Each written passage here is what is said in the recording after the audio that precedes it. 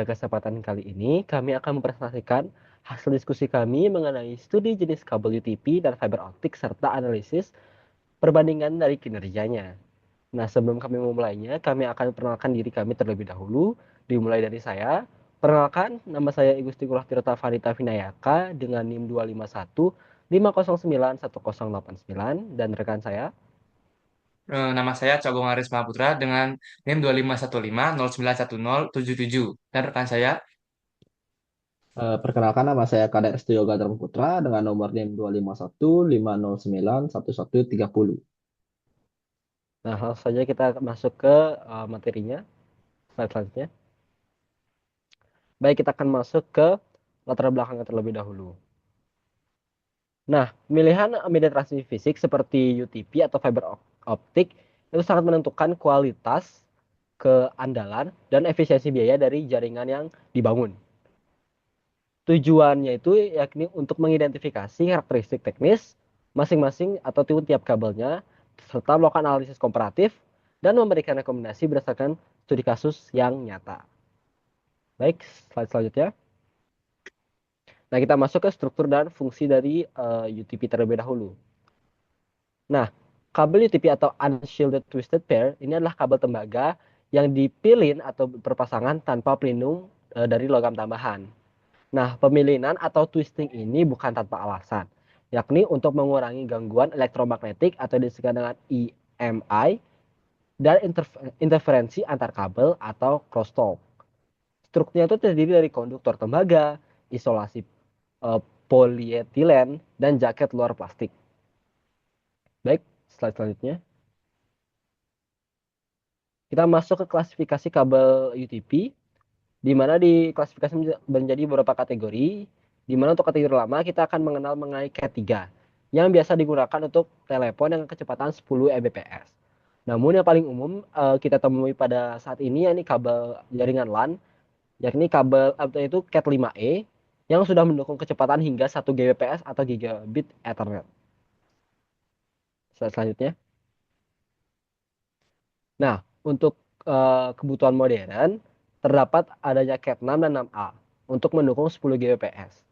Nah, jika kita melihat ke pusat data atau data center, itu biasanya menggunakan Cat8 yang mampu mencapai kecepatan hingga 40 Gbps untuk jarak yang pendek. Lalu selanjutnya rekan saya akan menjelaskan mengenai karakteristik teknis dan beralih ke materi fiber optik. Silahkan. Jadi saya akan menjelaskan tentang karakteristik teknis UTP. Jadi perlu diperhatikan itu bahwa kabel UTP sendiri memiliki batas jarak maksimum 100 meter per segmennya. Jadi jika lebih dari itu, sinyal akan mengalami redaman atau attenuation. Jadi selain itu, UTP juga sangat sensitif terhadap EMI, sehingga tidak disarankan dipasang berdekatan dengan kabel listrik besar karena bisa mengganggu integritas datanya itu sendiri. Next slide.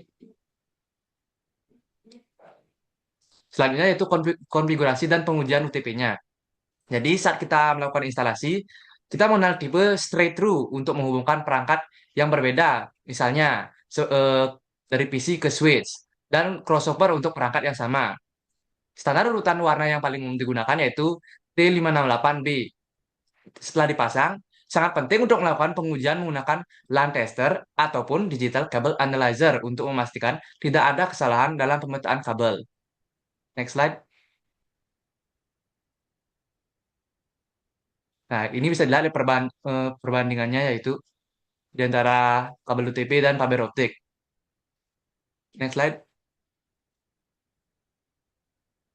Nah, selanjutnya saya akan membahas tentang fiber optik. Jadi, jenis pertama yaitu ada multimode fiber atau MMF yang memiliki diameter inti sekitar 50 sampai 62,5 mikrometer. MMF menggunakan sumber cahaya dari LED atau PCSIL yang lebih ekonomis. Dan keunggulan utamanya yaitu biaya perangkat aktifnya yang lebih rendah dan instalasi yang lebih mudah. Jadi, lebih ideal untuk digunakan sebagai jaringan backbone antar gedung di area kampus ataupun data center. Next slide. Dan selanjutnya yaitu single mode fiber atau SMF. Jadi, SMF ini berbeda dengan MMF. SMF memiliki diameter inti yang lebih kecil, sekitar 8 sampai 10 mikrometer. Karena ukurannya yang kecil ini, cahayanya bisa merambat dalam satu mode. sehingga tidak ada dispersi atau penyebaran modal. Dan ini membuatnya memiliki bandwidth yang hampir tak terbatas dan jarak jangkauan yang sangat jauh. Bisa sampai 80 sampai 100 km tanpa perlu penguat sinyal. Next slide. Nah, beginilah analisis dari perbandingan UTP, multimode, dan single mode pada fiber optik. Eh, jadi salah satu alasan utama menggunakan fiber optik adalah imunitasnya, karena menggunakan sinyal cahaya dan bukan listrik. Kabel ini kebal total terhadap gangguan elektromagnetik atau EMI. Keamanan datanya pun lebih tinggi karena sangat sulit untuk disadap dengan radiasi elektromagnetik itu tadi. Dan untuk analisis perbandingan UTP dengan fiber optik dijelaskan dengan teman saya. Baik, terima kasih atas waktunya. Jika kita bandingkan UTP atau unit atau kabelan, memang dari segi biaya dan instalasi fleksibilitasnya menang. Namun kalah dengan jarak, ketahanan, gangguan, baik maupun sebaliknya.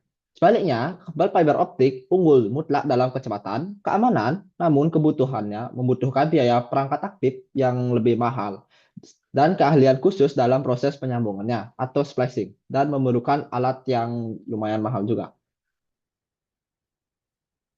Sebagai contoh, penerapan lingkungan di kampus, kita bisa menggunakan kombinasi ketiganya, UTP Cat6 digunakan untuk akses pengguna akhir dalam ruangan karena murah mendukung PoE atau Power over Ethernet dan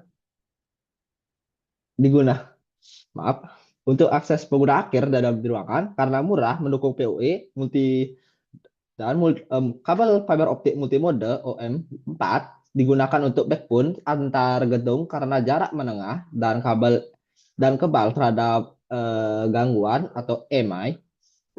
Sedangkan single mode digunakan untuk koneksi ke ESP atau antar kampus yang berjauhan, yang jaraknya itu lebih dari 1 kilometer. Di sini kesimpulannya, kita tidak ada satu jenis kabel yang unggul secara mutlak untuk segala kondisi pemilihan harus didasarkan pada kebutuhan bandwidth, jarak transmisi, dan anggaran yang tersedia. Kombinasi antara kabel tembaga, serat optik, maupun dari multi dan single dapat memberikan keseimbangan terbaik antara kinerja dan fleksibilitas skala masa depan. Saran kami untuk instalasi gedung adalah menggunakan minimal kabel Cat6. Kenapa? Agar mendukung kecepatan 10 Gbps 1 Gigabit Ethernet, pastikan juga instalasi fiber optik dilakukan oleh tenaga ahli untuk meminimalkan kerugian pada daya sambungan. Demikian presentasi dari kelompok kami. Terima kasih atas perhatiannya.